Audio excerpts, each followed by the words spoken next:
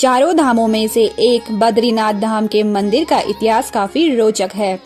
8वीं शताब्दी से लेकर 16वीं शताब्दी तक मंदिर में कई परिवर्तन हुए हैं। कई बार हुई त्रासदी के बाद मंदिर का पुनः निर्माण हुआ और आज यह सनातन धर्म का प्रमुख तीर्थ स्थल है। हालांकि श्री हरि का यह धाम शुरू से ही मंदिर रूप में नहीं था और न ही विष्णु भगवान की मूर्ति यहाँ स्थापित थी। कुंड से गुफा में पधारे थे श्री बद्रीनाथ। कहा जाता है कि शंकराचार्य जी अपने बद्री धाम निवास के दौरान 6 महीने यहाँ रुके थे। इसके बाद वह केदारनाथ चले गए थे।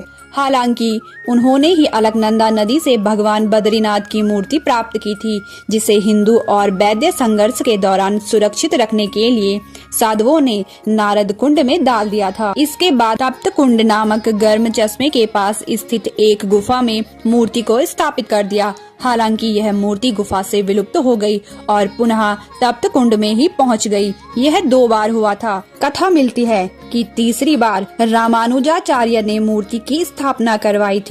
तो दोस्तों, जानते हैं आखिर क्यों श्री हरि विष्णु ने अपने ही आराध्य शिव से लिया उनका निवास स्थान। एक बार नारद मुनि के कारण देवी लक्ष्मी भगवान विष्णु से नाराज होकर अपने पिता समुद्र के घर चली गई थी। भगवान विष्णु भी आहत होकर नर नारायण पर्वत के बीच तपस्या करने आ पहुँचे। वर्षों बाद देवी लक्ष्मी को अपने भूल का ज्ञान हुआ तो वह भगवान को ढूंढने लगी। इन्होंने देखा कि नारायण बर्फ से ढके पर्वतों के बीच बैठे तप कर रहे हैं और उन पर बर्फ गिर रही है। देवी लक्ष्मी इस दृश्य को देखकर बहुत दुखी हुई और बद्री यानी बेड़ का पेड़ बन गई ताकि व्रत में लीन भगवान पेड़ का फल खा सके और उन पर बर्फ न गिरे। जब भगवान विष्णु का तप पूरा हुआ तो उन्होंने देवी लक्ष्मी को पेड़ के वृक्ष के रूप में देखा। प्रसन्न होकर नारायण ने कहा कि अब से यह स्थान बद्रीनाथ के नाम से जाना जाएगा। यही वजह है कि इस तीर्थ को बद्री नारायण भी कहते हैं। यहाँ बद्री देवी लक्ष्मी का रूप है। बद्रीनाथ का शिवजी से भी नाता है। पौराणिक कथाओं में यह कथा भी प्रचलित है कि बद्रीनाथ धाम कभी शिव का भी धाम था। वहाँ शिवजी सब परिवार निवास करते थे। लेकिन एक दिन श्री हरि जब तपस्या के लिए किसी स्थान की खोज में थे तो उन्हें यह स्थान बेहद पसंद आ गया था। वो जानते थे कि यह तो उनके आराध्य का निवास स्थान है, तो उन्होंने एक युक्ति निकाली और शिवजी से उनका धाम मांग लिया। इसके बाद से वह इसी स्थान पर निवास करने लगे और यह शिव भूमि श्री हरि की भूमि बद्रीनाथ धाम के नाम से विख्यात हुई। नर नारायण और व्यास जी का स्थान बद्रीनाथ धाम को लेकर एक और कथा मिलती है कि धर्म के 2 पुत्र थे, नर और नारायण। ये दोनों ही धर्म के प्रचार प्रसार के लिए अपना आश्रम स्थापित करना चाहते थे और इसके लिए पवित्र स्थान की तलाश में थे।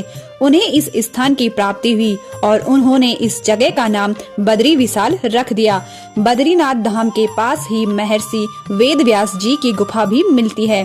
कहते हैं कि यहीं पर वेद व्यास जी ने महाभारत और पुराणों की रचना की थी। उन्होंने यही किया था पिंडदान। मान्यता है कि बद्रीनाथ धाम में ही पांडवों ने अपने पितरों का पिंडदान किया था।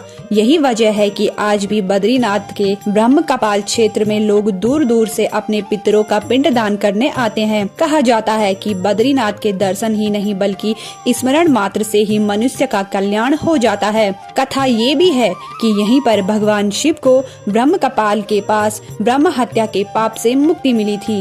एक ही नहीं बल्कि 5 है भगवान बद्रीनाथ। जी हाँ, जिस तरह भगवान शिव केदार के रूप में 5 स्थानों पर विराजमान है और पंच केदार के नाम से जाने जाते हैं, उसी प्रकार बद्रीनाथ भी 5 हैं, जो बद्री विशाल, आदि बद्री, वृद्ध बद्री, योग ध्यान बद्री और भविष्य बद्री कहलाते हैं। कलयुग के अंत में भविष्य में श्रद्धालुओं को बद्रीनाथ दर्शन देंगे। कहा जाता है कि आने वाले समय में बद्रीनाथ धाम बंद हो जाएगा जब नर और नील पर्वत आपस में टकराएंगे, जिसके कारण आपदा आएगी और इस आपदा में बद्रीनाथ का रास्ता बंद हो जाएगा और भगवान विष्णु ये धाम छोड़कर चले जाएंगे।